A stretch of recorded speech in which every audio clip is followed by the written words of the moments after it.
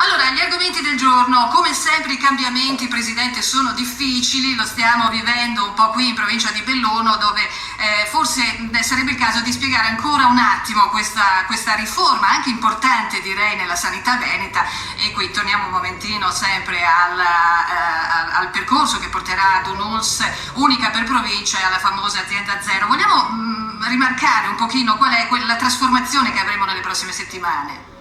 Ma guardi, allora, tutto in mano al Consiglio regionale. Che l'ULSS per provincia non sia un mistero, l'azienda zero non sia un mistero, lo dimostra il fatto che abbiamo fatto 6-7 mesi di campagna elettorale con polemiche sempre su questi temi. Peraltro voglio dire anche ai miei avversari che tutti i candidati, sia di centro-sinistra che dei grillini o quant'altro, avevano tutti comunque nel progetto la riduzione delle ULSS, per cui non ci vedo oggi questa grande sorpresa.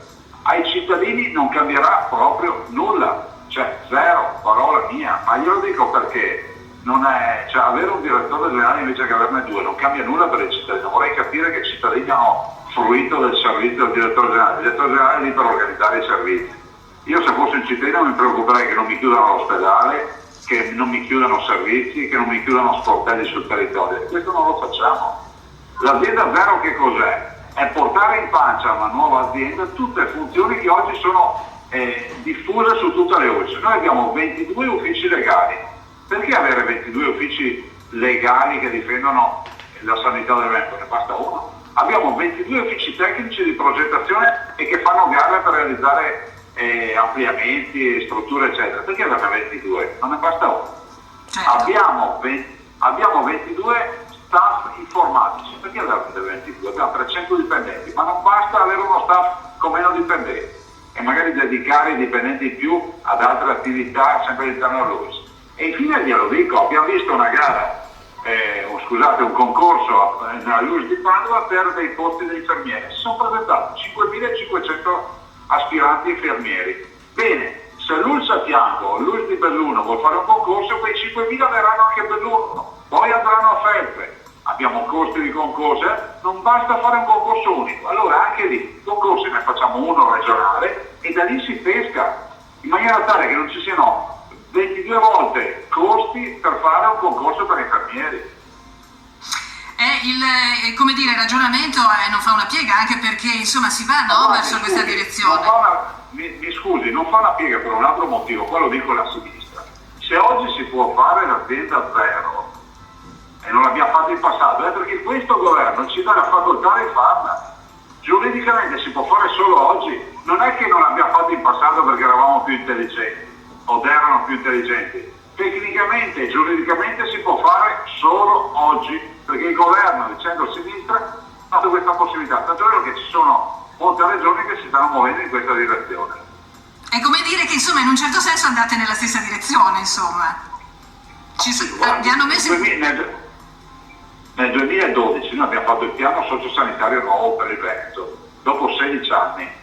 Apriti cielo, a Belluno hanno organizzato i pullman per bloccare le strade, si chiuderanno gli ospedali, non esisterà più la sanità. Sfido chiunque a prendere in mano il telefono, chiamare voi e dire se abbiamo chiuso qualcosa a Belluno. Tanto più che anche il Cadore aveva un ULSS, no? Se vogliamo ricordare, insomma c'era anche l'ULSS di Pieve di Cadore e l'ospedale c'è ancora. Qualcuno sostiene che sia stato depotenziato, ma questo però credo che vada anche a confrontarsi con parametri diversi nel corso degli anni, insomma anche proprio di un tessuto sociale diverso del territorio, credo. Ma guardi, in montagna noi dobbiamo garantire i servizi ai cittadini, un'emergenza urgenza degna di questo nome, quindi vicinissima a casa, e dopodiché se uno vuole farsi il trapianto di cuore o di fegato andrà come fanno i trevigiani, come fanno i rodigini, andrà a Padova piuttosto che a Verona. Certo. Cioè, è inutile pensare di poter fare tutto vicino a casa, perché si fa male tutto vicino a casa. Infatti, io vengo da un territorio che Conegliano Vittorio Veneto, dove addirittura abbiamo 2 ospedali, però se lei vuole avere l'Otorino alla Rigogliatra, Conegliano non lo trova. Nonostante sia un ospedale grande e fa riferimento a una città di quasi 50.000 abitanti, l'Otorino a Conegliano non c'è. Certo, non ci sono tragedie per questo. Non si può pensare ad avere delle sovrapposizioni. Ecco, qui mi scusi, ma inseriamo una domanda che arriva da diversi ascoltatori che chiedono se con il risparmio, diciamo, anche di questa riforma si potrà sperare in un futuro non troppo lontano ad avere anche un servizio SUEM notturno. Lei sa che qui d'inverno le effemeridi scadono alle 4 del pomeriggio, quindi notturno, voglio dire, d'inverno è anche pomeridiano, tanto per spiegarci. Guardi che noi abbiamo previsto peraltro la provincia di Belluno e anche il volo notturno dell'elicottero, ma ancora nel 2012 l'abbiamo previsto, per cui non c'è affatto una novità. Hanno ragione i cittadini, sta lavorando per tutto questo. Di quanto sarà il risparmio? 60 milioni di euro, questo è il dato che abbiamo noi. Questo fa capire per quale motivo vogliamo tagliare ancora, non sugli sprechi, dico efficientare ancora di più la macchina.